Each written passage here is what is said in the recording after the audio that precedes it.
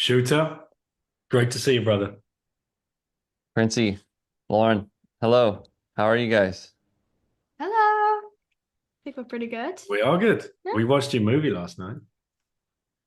Fantastic. Thank you. I appreciate you investing some of your time.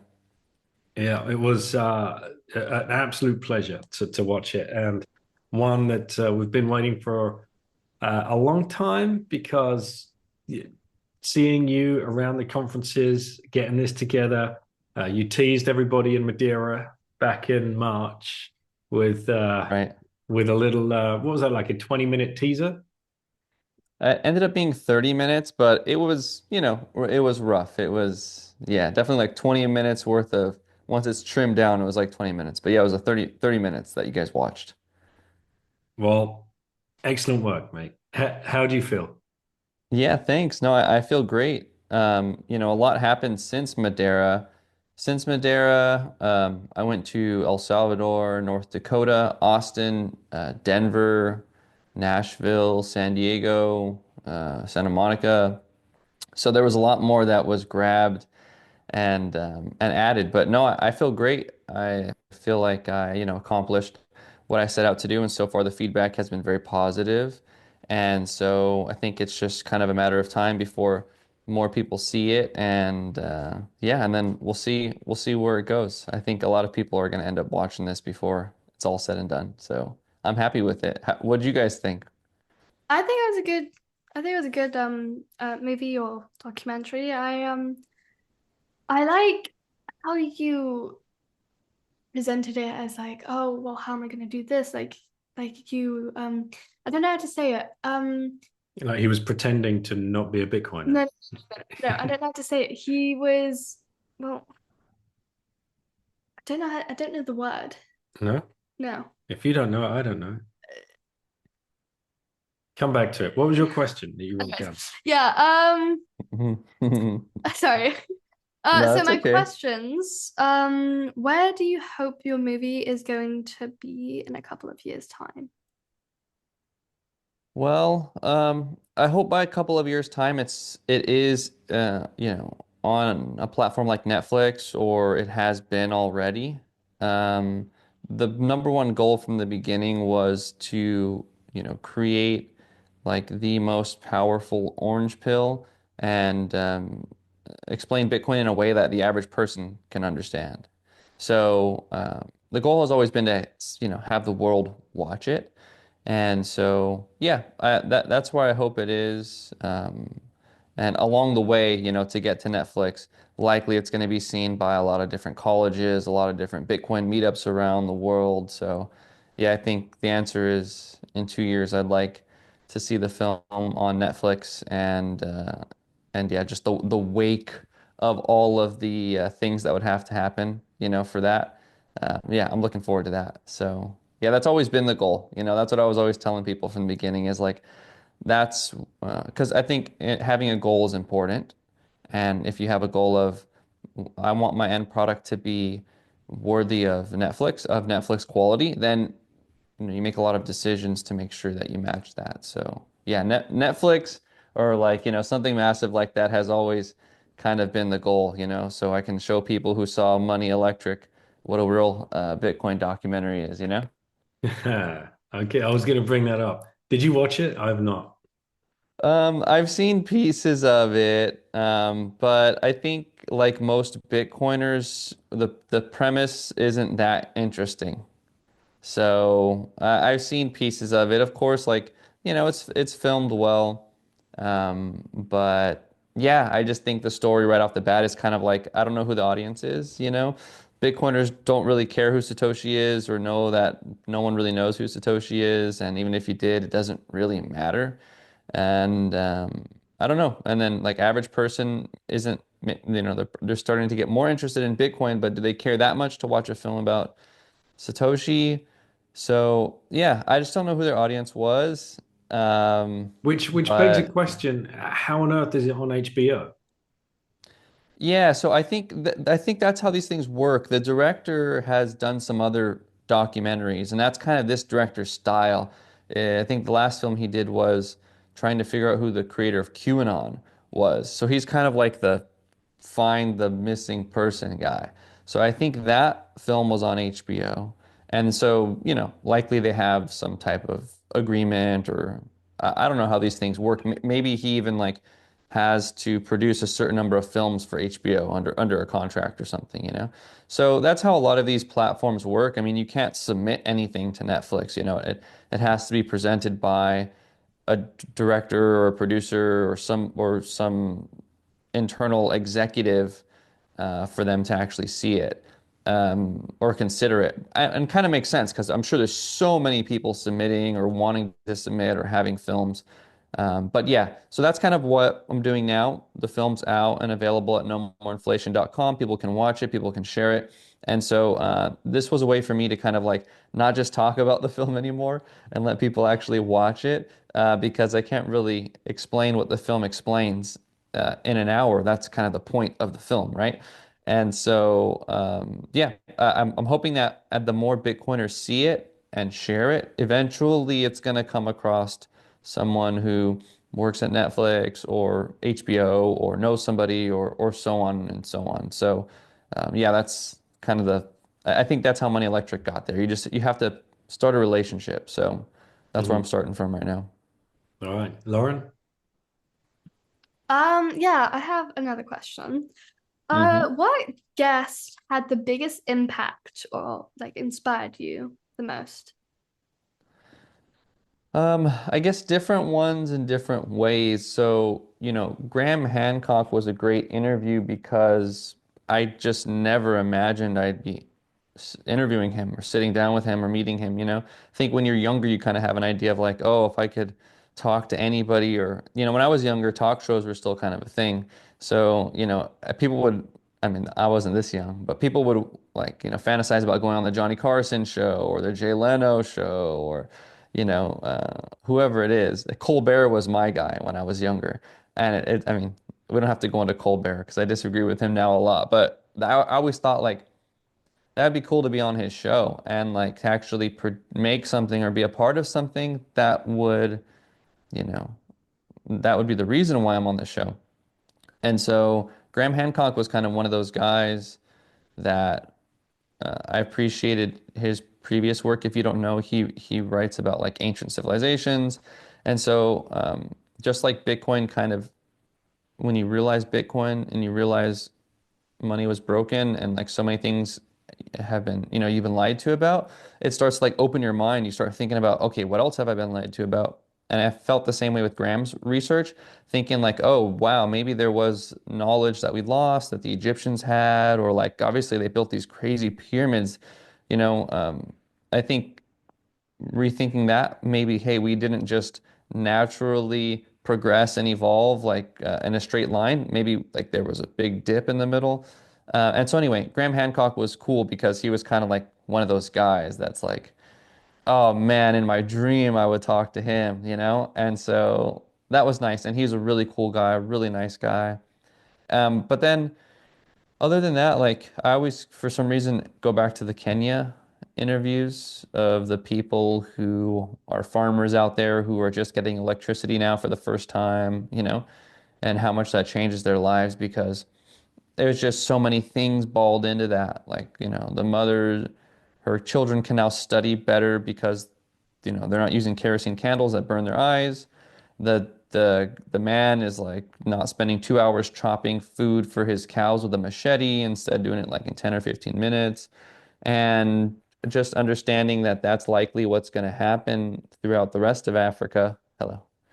Um, like the implications were just massive. I was like, man, this people that I'm talking to, this experience that they're having is going to be multiplied by like a million, you know? And then on top of that, like no one there that's got power, getting power, um, knows about Bitcoin mining. They don't even know that that's the reason why their power provider is more profitable and more stable. And yeah, it's just such a positive win-win-win for everybody, right? Gridless, Eric at Gridless over there, they're mining Bitcoin with cheap electricity. The energy provider is making more money and they're more profitable, which then is making them put more poles in the ground and connecting more houses. So then more people are getting electricity. And I just could see this kind of unfolding. So, yeah, I think those are the two. But I mean, all of them are special, and I think in the film too, towards the end, you kind of see me like hugging, a few different interviewees, and that's kind of like, yeah, they were all special in one way or another. But yeah, those are the two that always come to mind. Yeah, the Graham Hancock one. I watched his the whole entire series, I think, Yeah. about the civilizations. And I was just Yeah. about to ask you, how did you get him on the documentary? Right. So I saw that Graham was speaking at an event that was pretty close to me at the time, and so I had no communication with him, no contact. I tried to, but you just can't get through to these kinds of people. So I went and I hung around and tried to find an opportunity to chat with him. I first realized I wanted to interview him after reading Alex Gladstein's book, Hidden Repression. So that's about, like the foreign aid stuff. And he cited Graham Hancock a lot and Graham Hancock's book. And I was like, what the hell is this? And it turns out in 1989, Graham Hancock wrote a book about foreign aid. And so, yeah, again, Alex Gladstein was citing it a lot. So I was like, wow, this was a topic I wanted to cover. And how cool would it be to have Graham talk about it? So, um, the only opportunity I got to chat with him was like at a photo op type of thing where you're literally like in a line and you get 5 seconds to say, oh, hey, thank you, appreciate it, blah, blah. And so I kind of had rehearsed this line where I just told him, hey, I'm a filmmaker. I'm making a film about foreign aid. I know you wrote a book called Lords of Poverty, and I'd really like to interview you for it. Is that something you're interested in? And he said, yes. I haven't talked about that in a long time. Gave me his email address, and I emailed him, and he said, well, I can't do it for the next year and a half, because like I'm just fully booked until the end of 2024. And so I said, I'm going to be done by then, and it's probably going to be too late. But a few months later, I saw he was speaking at another event, and I just messaged him saying, hey, I know you can't do the interview, but if you want me to film your talk, I'd be happy to do it for you for free. I don't want it. You can have it, and I'll give you all the files then and there. And he had responded saying, no, that's okay, but let's do the interview. If you send me 3 questions and they intrigue me, I'll give you 30 minutes. And so I sent him 3 questions, and then yeah, he ended up giving me an hour. So yeah, that's kind of how it all happened. It was kind of just, hustle at first, and then just luck, I guess. And yeah, it was a really, really good interview. I have an extended version of it on my YouTube that people can watch. But yeah, that's how that one got landed. Wow. Have you heard from him since? Like, do you know if he's seen the movie and have you had any feedback? So I don't know if he's seen the final version of it. He saw a 20-minute cut of it, gave me some good feedback. And then he saw a 60-minute cut that was a little bit rough, wasn't quite as polished. So yeah, I've shared the final version with him, but I haven't heard back. I know That that, could be our route into Netflix. That's all I'm right. thinking here. Yeah, And exactly. because somebody's going to be able to help us. And I've just got to, it's funny. You and I were texting each other about this just recently. Thank God you just filmed him sitting down. I don't think I could watch another slow-mo of Graham walking. Like, that Yeah, that Ancient Apocalypse, it's such a great series. There's just so yeah. many weird drawn out like scenes of him mooching through a temple scene or something. Yeah, yeah, I know. I agree with you. Yeah, I think you could have done it better, put some different shots, but yeah, overall the content's really great, and I think that's again one of the reasons why it's, maybe Graham hasn't seen the final episode yet is like I know he's getting older, he's always had issues with migraine headaches. I'm sure like the amount of work that goes into finalizing and producing a season like that is a lot. And he just released it in I think October, and now it's the Mhm. holidays and everything. But yeah, I agree with you. I think he's a way into Netflix, perhaps. Even not directly through him, I think just his participation in it, and Netflix already having successful shows with him in it, I think is really awesome for the film, and I'm really grateful for his time. Um, because again, like he did the interview with me after like talking for maybe three hours that day, and then like Mm. literally signing books for like 3 hours that day and talking to people, you know. And then he took a break and then was like, okay, yeah, you know, let's do the interview. So I can tell he's busy guy. You know, his energy is running lower and lower as he's getting older. So yeah, all those reasons are, you know, why I'm really grateful. But if you notice, you know, I think two of your kids are have little cameos in the film too. Yes. Yeah, yeah, yeah. I saw that. I saw Samuel's one. I'm like, oh, I wonder when I'm gonna come up. And then Yeah, yeah, exactly. Yeah. I thought It's that was funny cool. because we'd watched about 45 minutes of the movie together, and I had to jump off and come and do a call with Caitlin. She's trying Yeah, to get a visa to the US next year, and I was on the call trying to just take notes and orange pill the attorney. And and I come back out and they're like, "We were in the movie." I'm, what? I just yeah, left. That's crazy. And yeah, sure enough, it's great. It's great to see them in there. And we, yeah. as a family, sitting down to watch it, it's so cool because we're just listing off all of our friends that appear in the movie, the friends that we've made throughout the years of going to these conferences. That's how we met you in Riga that time.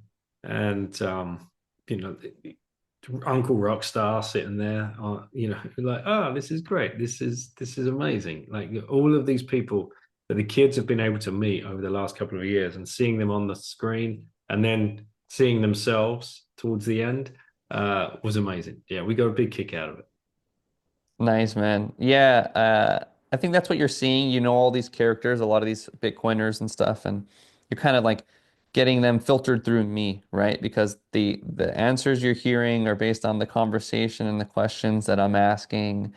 And yeah, so I think it's a fun experience for everybody. I think especially for like the actual person themselves, like you guys are saying, like seeing yourself, you know.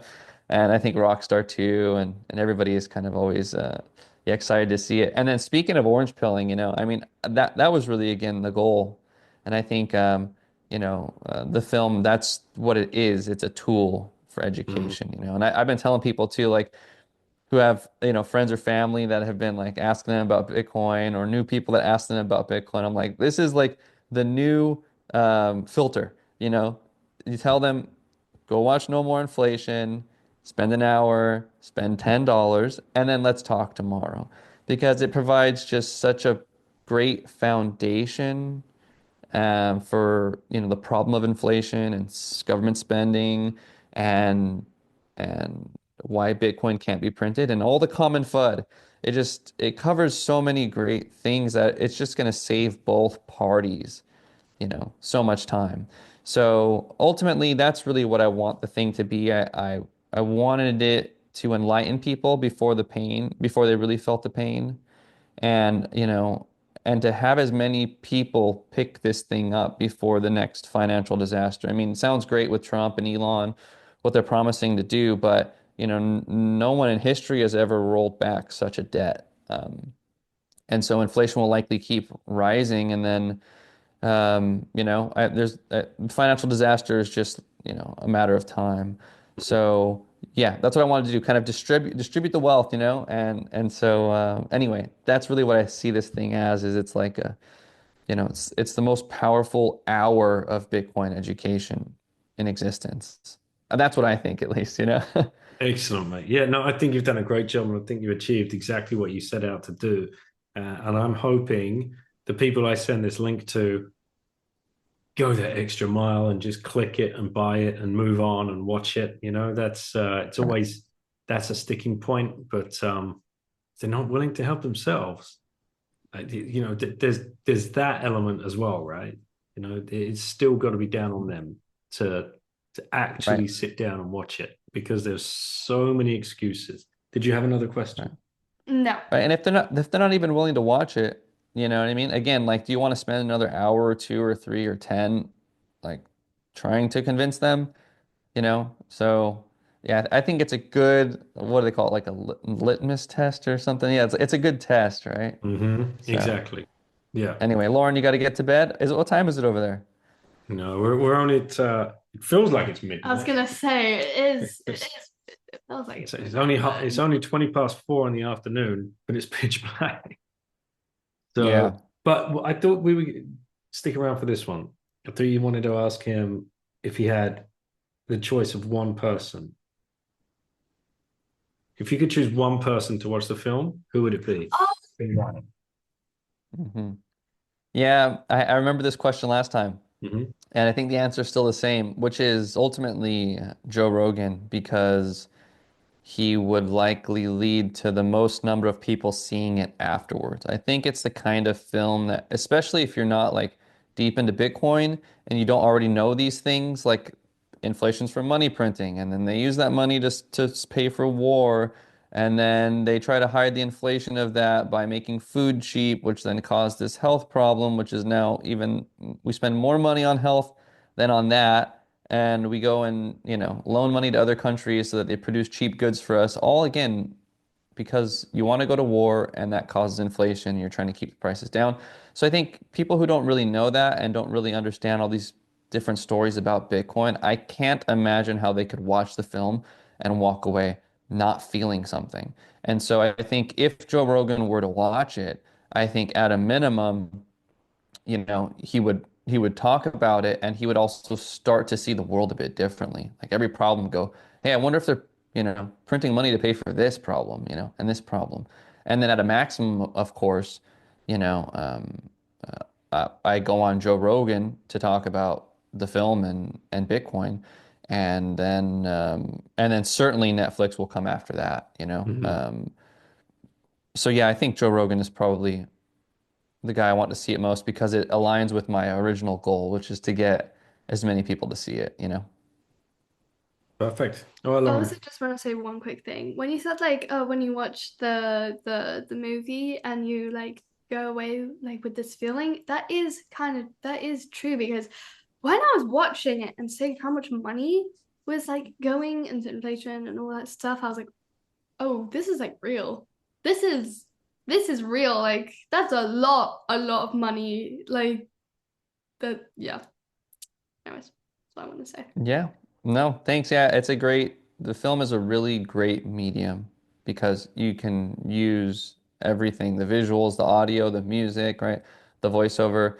And so, yeah, I think again, that's why I think it's just so you can get so much information in an hour. And so, yeah, I'm really glad you enjoyed it. I'm glad it made you feel something. That's why I like to work with film in the beginning was because I would make stuff as a kid with my friends and like people would laugh and I would like look at people watching and I could see them actually feeling something. So, yeah, I'm glad you walked away with that. And yeah, again, I just can't imagine how anybody could watch it and not really walk away with that. Mm. So, thanks for All saying right. that. Thank you. Well, have a good day. All right. Thank you so Good much. Bye good to bye. see See you you. I'll see you soon. later, taller and Yeah, bigger. most Goodness likely. gracious. So what is next, mate, for you now? Is it just Yeah. concentrate, go hard, hit the podcast scene, try and push this out Yeah. as far and wide as you can, or are you already on the next project? What's going on? Yeah, so I think just promoting it is what's going to happen for the foreseeable future. Um, unless you know, some project comes along and the funding is secured, that's fine. I have energy to go again. But otherwise, you know, yeah, I really think I've created a film that likely will be watched for 100 years. I think they'll show it in schools later when people are laughing at how ridiculous our money system was. Hmm. And so, uh, yeah, and again, I want to enlighten people. So you can make the best thing but if nobody sees it, it doesn't really matter. So I think that'll be the thing that I focus on.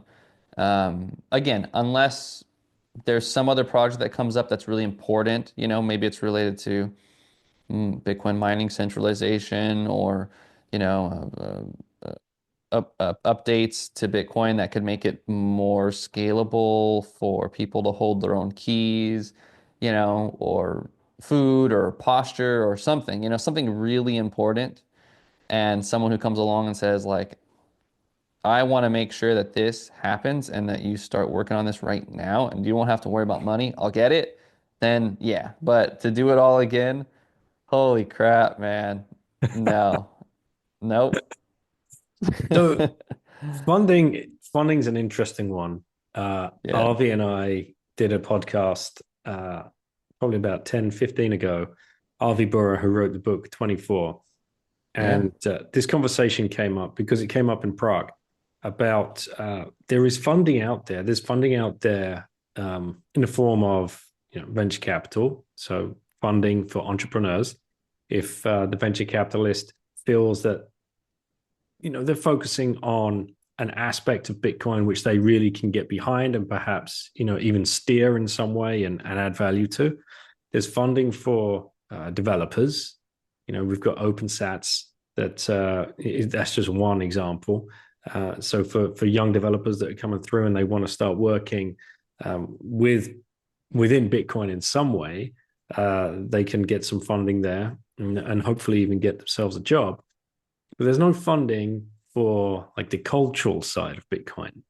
The only way you're going to get supported is by us actually buying the finished product. I mean, yes, you can list on Geyser, and that's great. These guys have done incredible work, and Pierre Corbin has managed to get some funding through there as well, but not enough to get you guys over the line. There's a lot that seems to be missing, and the same with writers of books, and the same with um, artists. You know, Fractal isn't being funded to do his incredible artwork. He gets funded once it's done, but all of the time and effort that goes into that in the beginning is, risk. You have no idea of the finished product and whether anybody's actually going to like it or value it. So, have you thought about that? Like, do you see us getting to a point where there could be some kind of Bitcoin cultural fund, like specifically for film, specifically for art, and in like, is this something that's ever come across your mind? Yeah, I think the success of my film will shed some more light on that because I really do think that what I've produced is like of the highest quality. I feel like the quality is there and the topics are about as relatable as you can get. And so I'm also wondering the same thing. I'm wondering if I'm too early, you know what I mean? Which is okay. Or if I am literally on the cusp of, uh, this change because you had the same thing in Florence with the Medici and like, it was a prideful thing to produce art, you know. It was a symbol of how sophisticated your civilization, was.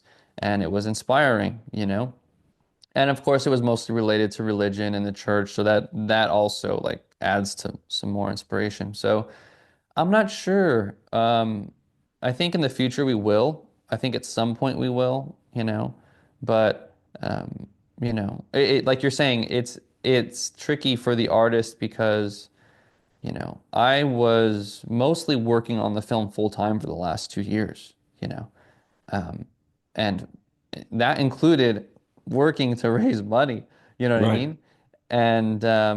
And you need to have certainty, you need to have time, just like life and just like saving Bitcoin, like you're doing it because, and it feels good because you actually start to have certainty into the future. And so there's no way I could have produced this film, definitely not in 2 years, if I wasn't working on it full time. If I was like getting a little bit of money, but then having to do, my regular, video jobs, man, it would take forever, and it wouldn't be the same because I wouldn't be able to focus on it. So Mm-hmm. we'll see. Again, I think a film is the perfect thing to like break the dam because it is a very small ask, like to ask someone to read a book is a bit more time. I understand if I write a book and Jeff Booth doesn't read my book for a year, you know what I mean? Like I get it, you need to carve out time. And if you actually did, I really appreciate you taking all that time, man. That's fucking awesome. With a film, it's like it's just an hour, like do you have an hour? And like you don't, it's so easy to consume. You don't have to like get comfortable and like, and so I think people should see this in the space. They will see it eventually, and that will make them see how powerful film can be. And if they're compelled to go, okay, I see this as a really great tool for education, and I want to make sure that we're doing more of this, or even specifically for me, like this guy shouldn't be doing any more fiat jobs, right? Like this guy should just be making Bitcoin stuff all the time. Hmm. Um, that seems reasonable to me, but I don't know if the market's ready for that, right? So, yes, I think eventually, for sure, we're going to have Medicis, Bitcoin Medicis, like who are saying art is very important, and I want to make sure that the people who have the ability to create art are are aren't being held back by simply money, because for me, money means nothing to me. What means like a whole year for them or 2 years for them, literally I spend on something stupid, you know what I mean? Or like, or whatever. So anyway, yeah, I think it's going to happen in the future. I hope so, because it's not just you, right? We had what else have we got out of there? The Bitcoin movie, that was a great movie. We've got the movie about El Salvador and how that was all put together. And we have people such as Max DeMarco doing his like 25 minute feature length, not feature length, 25-minute length documentaries. We've got Joe out there doing his shorter, even high quality educational clips. Uh, all of these take time, and there's just how much better could we be if that time was rewarded properly? And I know we are still too early, and I just hope that over this next cycle, I think, is where people like yourself start attracting professional funding. Yeah, I don't know, man. I hope so, but yeah, I hope so. But if not, it's okay too. Like, just me already doing what I've done is awesome, dude. Awesome. Like, never ever thought I'd make a full length film. Never ever ever thought I would have like 100% creative control. You know what I mean? So again, like, I guess I am already a testament to it. I am already kind of stepping into that. You know what I mean? Maybe I am Mm, already an example of it is changing. And so there's a lot of other great people. Alana with Dirty Coin, I think she mm-hmm. did a great job. You have Webworthy, who's Parker Lewis with a Yep. BTC Pay server. Like he does great stuff. And yeah, I think if you ask those guys, and maybe they haven't thought about it so much, but like if you had 2 years, money for 2 years, freedom for 2 years. You could travel wherever you want. Like nothing is untouchable, right? And you wanted to make the most impactful thing you possibly can think of. What would it be?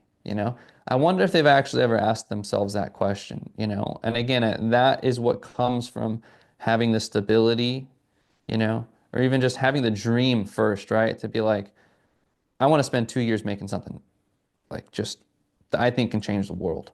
It's like no shit, no bullshit. Like, I think I can do this. And I think they'd come up with some really cool ideas. Mm-hmm. So yeah, we'll see. And again, I think this is a really great test. I think if any other filmmaker looks at my film too, I think they'll kind of see where the bar is also. Because like if this film about inflation and about Bitcoin that is done, really well like this cannot lead to another project, you know what I mean? Then maybe we're too early. Maybe I should focus on stacking sats, because I'm torn. I love what I'm doing. I want to help other people. I think just naturally we all want to help other people. I think it's a good feeling. But, in my opinion, the most important thing is to stack sats and to take care of your family. That's how you keep yourself strong during this transition and you're able to help more people eventually. So, yeah, I think I got to, I think that's people got to remember that. We got to keep that balance and it's tough, between your passion and what feels so good to do. Like I want to go to every Bitcoin event. That sounds great, but to also be responsible, to make sure that you're always stable yourself. So anyway, I don't know how I got off on that tangent, but Yeah. yeah. Which makes, like, stacking sats, that's very important as well, because that's the opportunity cost that you've got to weigh up when you do a project, a 2-year project like this. Like you can't, like you said, you, you can't be stacking shelves, like after hours just to bring in a few shekels to make sure you can stack some sats whilst you give up all the rest of your time, because the whole no, you're traveling around, you're following people, you're trying to get to the source of the interviews, you're on location. This is expensive stuff, man. Like very expensive. Mhm. Uh, It's nonstop too. I mean, like right. when So you how take on does a 2-year project, you're dreaming about it. You know what I mean? It's so how 24 does hours a day. how does that weigh? Like that must be a big consideration. Yeah. Again, like I I've learned to take life as it comes and to accept what is. And so I think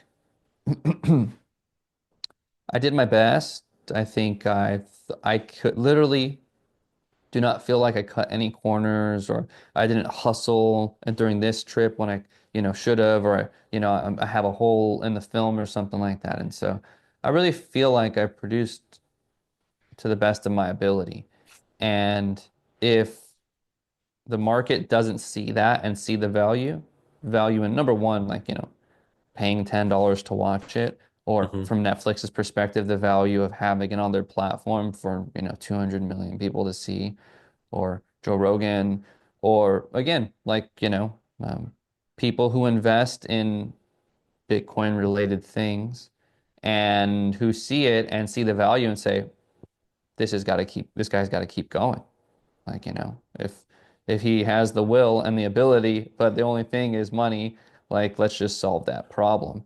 So we'll see, if people actually value that. But I think there will come a point where people will understand, again, specifically with film, that it is a very, very powerful tool. And I wonder how many copies of the Bitcoin standard have never been read before. But this film, by just going, it's just an hour. I can just sit on my ass and consume it, but it's also like really digestible. So this might inspire someone to actually pick up that book, that friend that you bought the book for, and so that's what film is it's like an entry point. It's just a way to tr catch someone's interest, trip them down the rabbit hole, and then, all that information is there. You and I are a testament to that, right? We are Bitcoiners partly because of the information that is already available that we have already consumed. So, rabbit hole's rich. We just need to trip more people in. And I think film is a really great way of doing that. And it can trip in programmers, it can trip in writers, it can trip in other artists, it can, it's going to trip in more users and also just grow the network. So, um, yeah, I accept it. It is what it is. I did my best. If this is not enough for you, I don't know what you want, man. And I'm okay. Again, I had a really great experience. I think that eventually a lot of people are going to see this anyway. And, I'm okay with doing my regular job, I guarantee you and the most amazing things are going to start happening, mate. As soon as this starts reaching a little bit further and a little bit wider, you'll be amazed at the people that get in contact with you, the opportunities, the doors it's going to open, the invitations that it's going to bring. And the exciting thing is it's not just going to be Bitcoiners, right? You could be invited to come and present the film all manner of events, like range the whole gambit, because it does touch everything. And I know we've talked about this before. You wanted to make something that touches everything, and that is inflation. And everybody inherently knows, subconsciously knows they're being fucked, right? Somehow they don't understand it, but it's happening. They can't put their finger on it. But this film just like, there it is. That's the thing. I've just shown you. What are you going to do now? So I imagine conference organizers around the world, not just Bitcoin, will be reaching out, asking you to, if they can show the film and then perhaps discuss it afterwards. So I think you're in Yeah. for a rocky 6 to 9 Hmm. months, my friend. There's going to be incredible conversations coming Yeah. your way. Yeah, I'm looking forward to it, man. We'll see. Again, like no expectations. But yeah, again, I think it's a really powerful tool. I know a lot of these conferences have like beginner courses, or like a beginner day, and Hmm. I just can't imagine a better way of kicking that off because it just gets Yeah, people up noob to day. speed Right. on Yeah, so exactly. many things, you know what I mean? So yeah, and like you said, inflation touches everything, and it's a great segue into Bitcoin because when you realize that inflation is all just because of money printing, you have a much better appreciation for a money that can't be printed.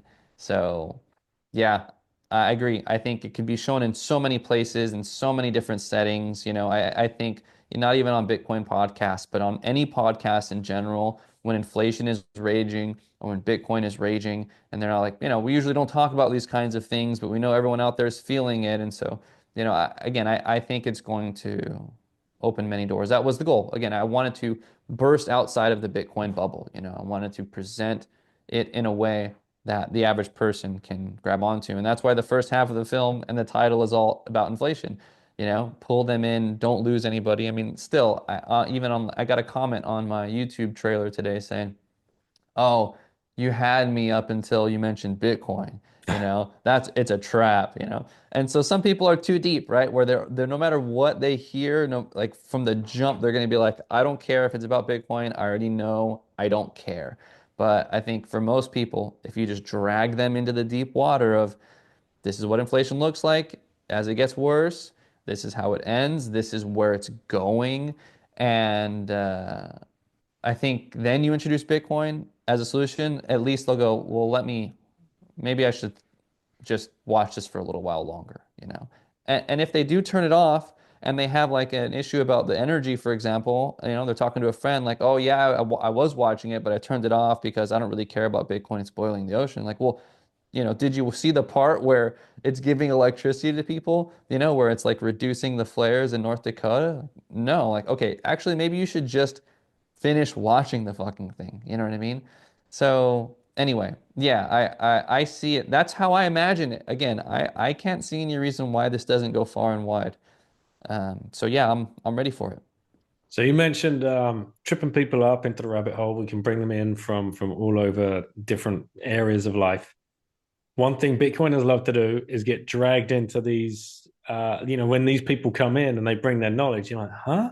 What? Teach me more about that. Have you found yourself in any weird rabbit holes since the last time we met? Oh man, probably not. Mostly because of just the focus of finishing the film. I mean, throughout the process of the film, like I've all changed my diet more and more too. Like I eat almost entirely, carnivore. I'll cheat every now and then, but that's had a big impact on me. Like it's helped me with a lot of energy and things like that. But I've neglected my body physically. Like I've been sitting like all day, every day. And so, no, I don't think and no new rabbit holes for now, man. I was just like infected, like I was saying, you just can't stop thinking about the project when you're working on it. And so I just needed to finish it. And like literally, what's today, the 27th? So it's like, I just finished it like less than a week ago. So I don't know what the next rabbit hole is, man. The next rabbit hole is probably just like, yeah, physical stuff, getting my posture back in order, putting Mhm. some muscle on, and yeah, like basically getting ready for the zombie apocalypse, being able to run far and fast, jump over things. And, I got a good buddy who's really into firearms and training and stuff like that. And I think that's a smart thing to do. Just in general, I think it's good to be able to protect yourself, period. So I think that's probably where I'll go down is like the physical stuff and yeah, self-defense maybe. Awesome, mate. Well, I look out for your commentary on that, and hopefully some kind of documentary as well, so we can join you along the journey. Uh, there was one other thing I wanted to ask you about. It's just in my mind, but we can circle back to it. I want to ask you. as always, towards the end of the podcast, if you had one last orange pill left to give to somebody, who would you give it to and why? Ah, that's a good question.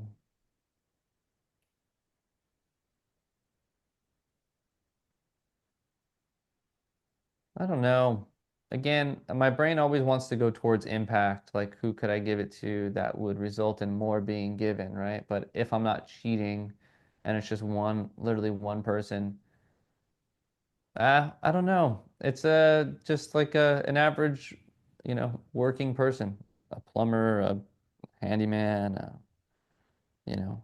I think I think no matter what, I don't worry about the distribution of coins and the fact that, a small group has large amount of coins. I think in the end, it all evens itself out as long as we remember not to print money, right? That's not good, no matter what form it is. Like if it's backed by Bitcoin, but you're printing more of it, it's like it doesn't work, right? So as long as you remember that and and that stays that way, then it'll redistribute.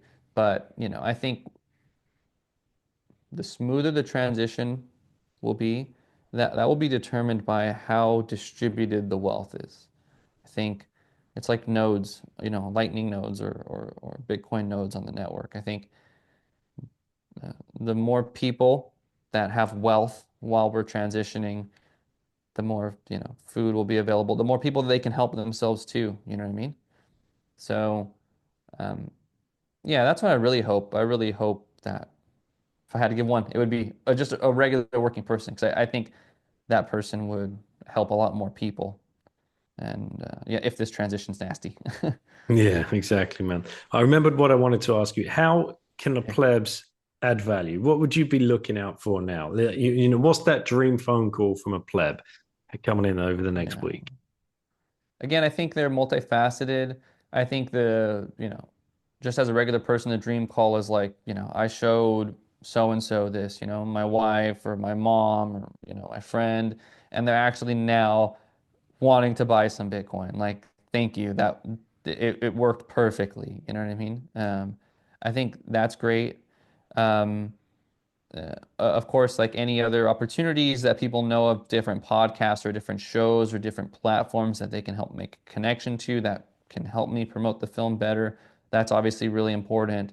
I think also like I like the idea of a screening at colleges. I know there's a couple of colleges like with Ella, Hugh, is that how you say the last name? Huff or Yep. Hugh? I forget. Hoff. Yep.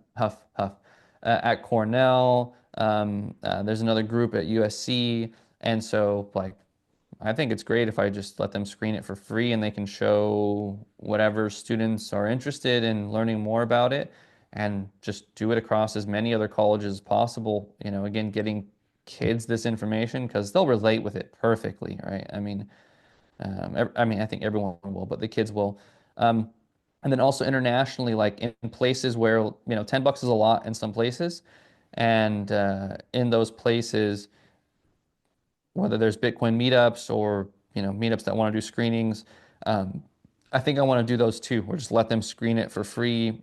Show as many people as possible to see if they can start that conversation with them.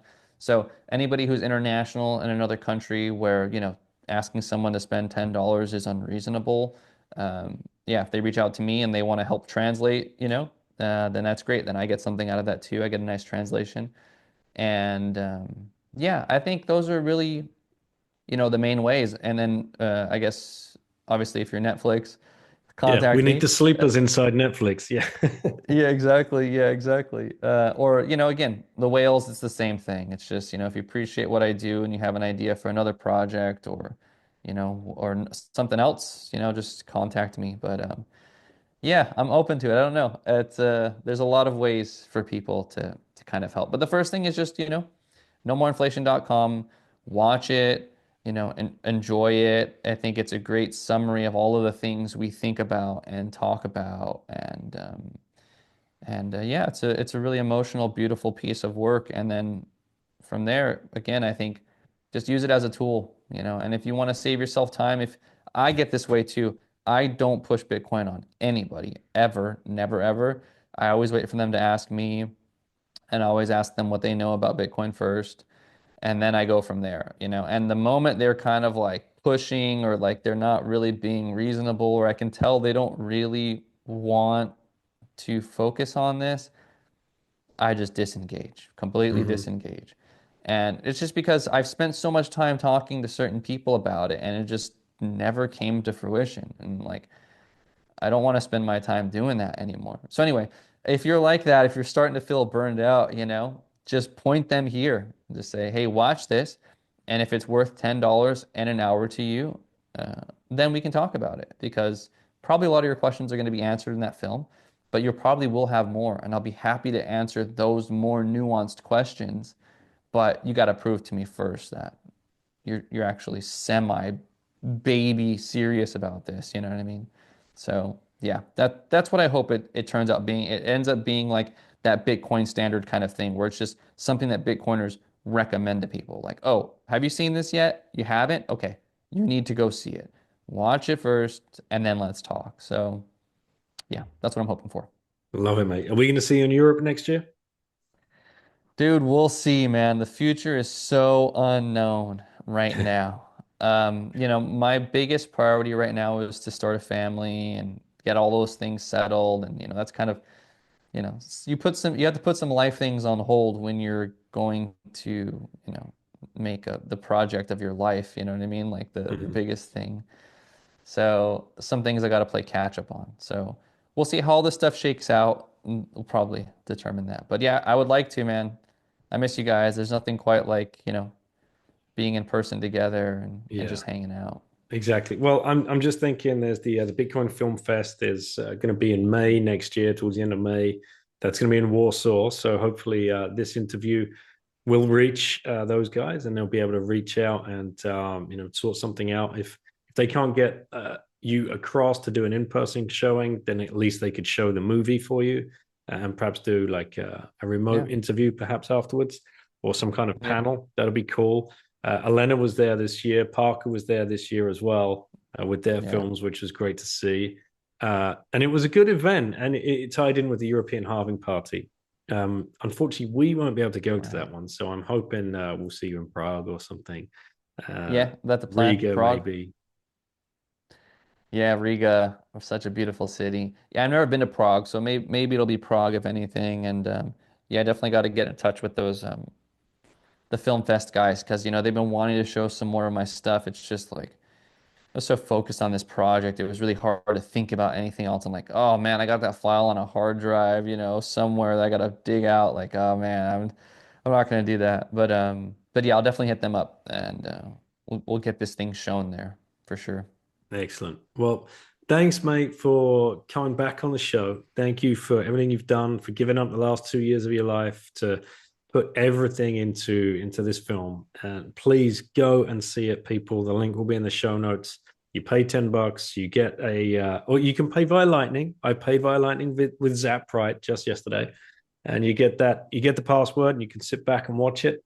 And you get that password. You can use it 3 times, right? So you can even gift it to two more people. Sure. Yeah, if you want to. Yeah, it's valid for 7 days or 3 logins. So yeah, Right. yeah, definitely feel free to gift it to more people. And some people buy like, 10 codes or whatever too, and they Mm-hmm. get all those codes. And yeah, like you're saying, if you pay with Lightning over Zapray, you get a discount of 8.21%. So that's pretty cool too. Just a shout out to Zapray too. I mean, those guys are making it really easy for me.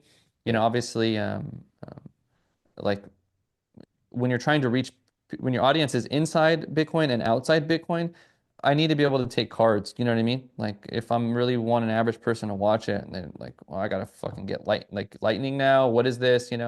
So Zaprite makes it super easy. Like I developed the website myself, had someone help me with like the coding of how the password functionality works and everything. But other than that, like I implemented Zaprite myself, took like 10 or 15 minutes. And in my opinion, it's like one of the smoothest checkouts, like anywhere, period. And people can pay with like Apple Pay or Google Pay or Cash App or Lightning. So Zaprite is super awesome. I kind of look at other websites that have like clunky, checkout processes, and I'm like, man, It only takes like 15 minutes to get over to Zaprite, and like, you might lose people if you make the purchasing of something difficult. Just make it super easy. So yeah. Anyway, shout out to those guys at Zaprite. They're super awesome, and obviously 8.21% discount. Shout out to Knut Svanholm too for everything divided by 21 million. So yeah, yeah, man. It's a Bitcoiner film, so of course you're gonna get a discount for paying in the real money. Absolutely. And you saved me a shill. So if you head over to zaprite.com/bitten, you will save $40 off that year subscription. So if you're in Parker's position where you want to accept both Bitcoin and fiat, it's just so easy. It's done. And it's built by Bitcoiners for Bitcoiners. John McGill done a great job there. Now he's got Parker Lewis and Will Cole helping him out as well. Like, that's a dream team, Like this isn't just gonna fizzle away. It's here to stay, and it's definitely worth checking out. Yeah, they're good guys over there, and they've been very supportive of the film too. So yeah, definitely give those guys a shot. All right, Shooter, I'll let you go, mate. Get on with the rest of your day. Thank you, and yeah, look forward to that next time we get to hang in person and share a beer. Absolutely, man. See you soon, buddy. Take care, brother.